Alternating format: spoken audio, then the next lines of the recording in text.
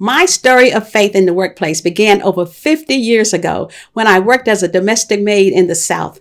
I made 75 cents an hour. The job was only part-time, and so I got up on Saturday mornings and just went there and did what I needed to do. I was proud to earn that $2.25 a week. Back then, you could buy a pair of shoes for $4.50. Now, later, I moved up and became a full-time motel maid the summer before I graduated from high school. The pay almost doubled. I did my best to be excellent at that work. However, I knew I was going to have to get on a different track for financial stability. I don't think that was going to cut it. After all, I said, I have 3 strikes against me, or at least that's what others told me. I was a woman, I was black, and I was a dark-skinned black. I needed to get an education, and I knew I had to walk closely with God. I just knew that was going to be the only way out. You see, I grew up in church, the fire and brimstone type. Everything was a sin, y'all. I knew I had to walk a tightrope to really tightrope morally, or risk spending eternity with the devil. So after graduating with a degree in accounting from the University of North Texas, I moved from Dallas to Los Angeles and began working as a CPA. In a predominantly male profession. It was predominantly male. The whole concept of corporate cultures and rules of the game and standards of behavior, they were a real challenge for me. And I felt the tension of wanting to be cool and savvy, corporately speaking, but I was terrified of abandoning the biblical principles that really shaped my life. There was backstabbing and dirty politics and gender discrimination, all kinds of moral compromise. But I knew that God wanted me to succeed at work for his glory. So I started meditating on passages like Psalm 75:6 that assured me that promotion comes from God.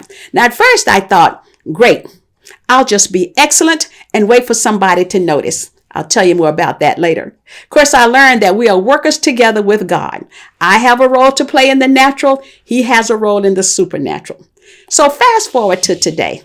I enjoyed over 35 years in the workplace with increasing roles of responsibility before stepping out about 15 years ago as an entrepreneur to write and speak full time. Okay, do the math. I'm 71. I learned a few lessons over the years, especially from the perspective of a woman of faith in the workplace. And although women have indeed made significant strides at work, we have yet to achieve gender equality. You know that. In fact, according to the World Economic Forum's 2018 report, they said it's going to take another 200 years to close the gender pay gap at work. What? I was so alarmed. I was so alarmed by this stat that I wrote my 18th book, Lead Like a Woman, to show women how to fast track their individual experiences. I mean, who has 200 years?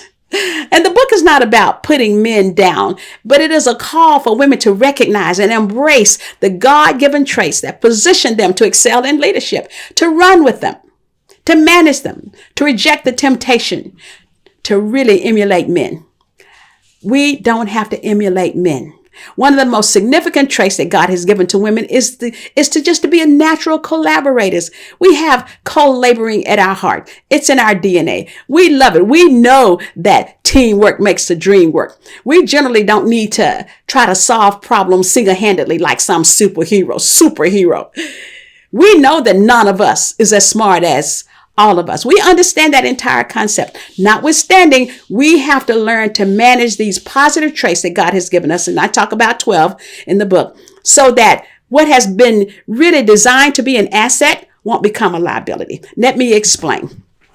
You see, we can go overboard as women collaborating. We can get so dependent on building consensus that we can't make an individual decision when the situation dictates. Now, I love the story found in 2 Samuel 20. After David finally became king of Israel, a man called Sheba started a rebellion against him.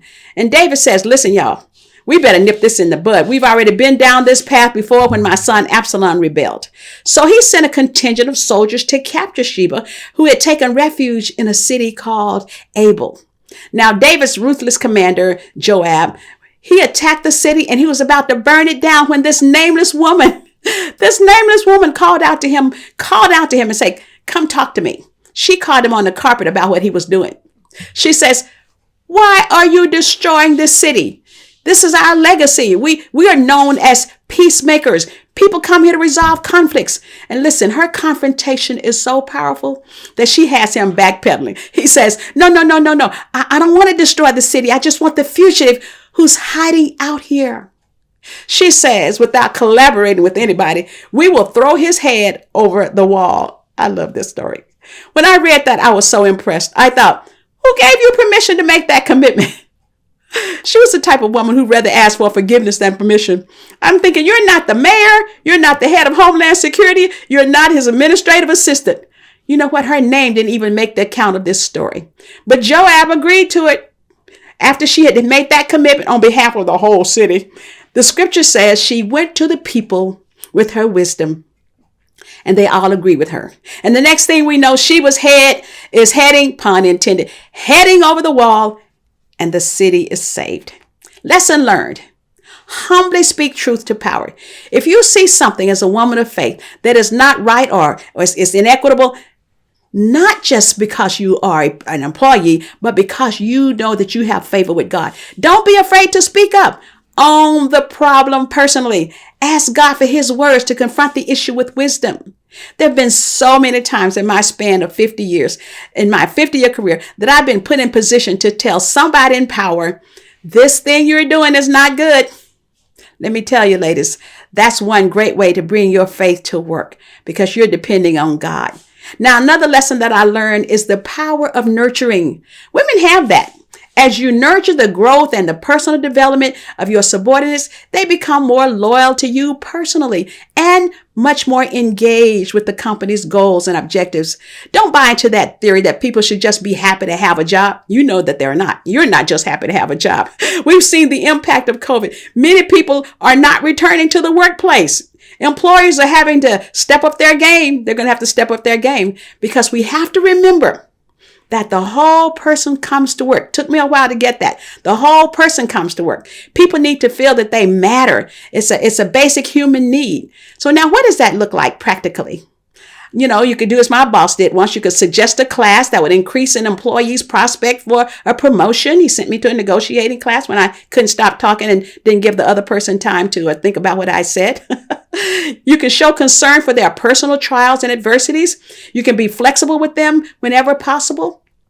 You know, when I was a CFO of a mega church, I often gave personal finance tips at the end of our department weekly meeting, and the staff loved it. They were empowered by the information. They were grateful. And I could just go on and on about the inherent traits that God has made available to women that will help them in their work. I talk about, again, 12 of them in the book, but I'm just talking about a couple here.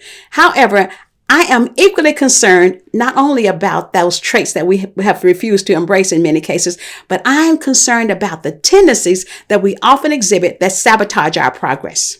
Now, in a very popular study comparing the leadership competencies of men and women, women excel men in 8 out of 10 categories, 8 out of 10. However, one of the key areas where they did not excel was in confidence.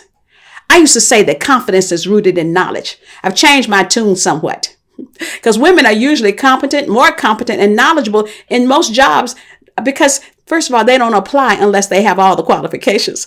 Studies show that a man will apply for a job if he has 50% of the requirements. Women rarely do that. May I challenge you to apply for that job that you don't have all the qualifications for? Don't limit your pursuits to what you have learned or your education or your experience. That's not being a woman of faith. That's being a woman of facts. This area of lack of confidence and inadequacy is huge. I hear women say, I need more self-confidence. I need more self-confidence. No, you don't. No, you don't. That is a worldly, anxiety-producing pursuit. If I had my way today, I'd like to destroy the self-confidence of every person listening to me right now. Let me explain. Confidence means with faith. When you combine that with self, it means with faith or trust in self. Now, Proverbs 28:26 declares that he who trusts in himself is a fool. You see, self is a very limited entity. That's why you don't need self-confidence. You need supreme confidence. You just need to remember and believe that you are connected to an almighty being, a supreme being who is all-knowing, all-powerful, and always present. Think about that. Think about that. If you could just tangibly see him and know that he's always there, he's all powerful. I'm telling you, that's an awesome truth to use as a basis for being a woman of faith in the workplace. God is constantly looking for somebody who can show himself strong. That's what he's doing. His eyes are just looking. Who is it that I can show myself strong in? And I want to tell you today, if you're battling with inadequacy on the job, make peace with the truth that you are indeed inadequate. Gain freedom in that reality.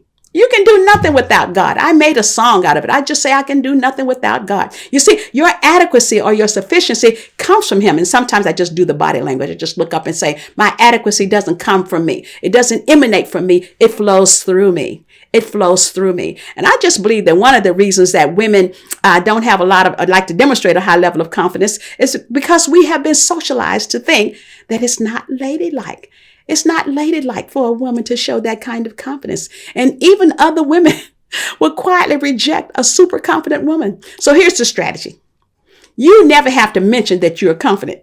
You simply need to acknowledge to yourself that you have the goods and remember the source of them. Be like that woman in Proverbs 31:18. It says she perceives that her merchandise is good. I like that. She perceived. To perceive means to know inwardly. She perceives that her merchandise is good. How does that manifest itself in the workplace? How does that kind of confidence manifest itself in the workplace? Well, you got to begin to put forth your ideas for starters with certainty, not haltingly. Well, this may not work, but I was wondering if we might try. Listen, you just need to say, I believe if we try X, Y, or Z, this would be the possible results. Be certain about that. People like to follow a confident leader. And listen, number 2 is that you need to simply project your voice better. Many women speak so weakly that nobody hears them. If you don't project, often a man will come right behind you, restate your point with authority, and everybody embraces it and leaves you fuming. By the way, I have a strategy for when that happens. It's happened to most women. You simply turn to the person and you say, thank you so much for your support. You just do like, thank you so much for that support. You don't have to go off the rail and go, hey, I just said that. Because you see, if you come with that attitude, and I interviewed men on this, that's not going to work. It's not going to work because the workplace still isn't ready for an angry woman. Now, another tendency women have is that they don't ask for what they want. All of my friends who have been in executive positions in HR departments, they say women just don't ask. Listen, I behaved the same way during the early parts of my career. I thought that if I just worked hard, somebody's going to notice and reward me without me having to say a word. Hey, that's usually a myth. I learned over the years to advocate for myself. There is nothing wrong with self-advocacy. You're not bragging. You're only talking to the person in the first place who can make a difference. Once I worked on a huge project, worked 14-hour days, putting together a financing package. And my counterpart, who was a project manager, he worked normal hours, smart man, brought in consultants to help with balance his load. Not me. I was the last car in the parking lot. And then at the end of the year board meeting, they asked the man to step out so that they could consider his raise, his bonus for the year. I'm like, what? I'm just waiting for them to ask me to step out, but nobody asked me. So I thought, here's your time. I just got my papers together and I said, I'm going to step out now and let you consider my bonus. You could cut the silence with a knife. I'm not responsible for other people's discomfort, so I just did it. And you know what? I got my 5-figure bonus too. You have to ask for what you want. You have to remember that as a woman of faith, you are surrounded with favor like a shield. So in conclusion today, I want to challenge every woman to bring your full womanhood to the table. Recognize that each inherent trait is an asset, but if it's not managed, it can become a liability. Recognize your tendencies that you're engaging in that sabotage your progress.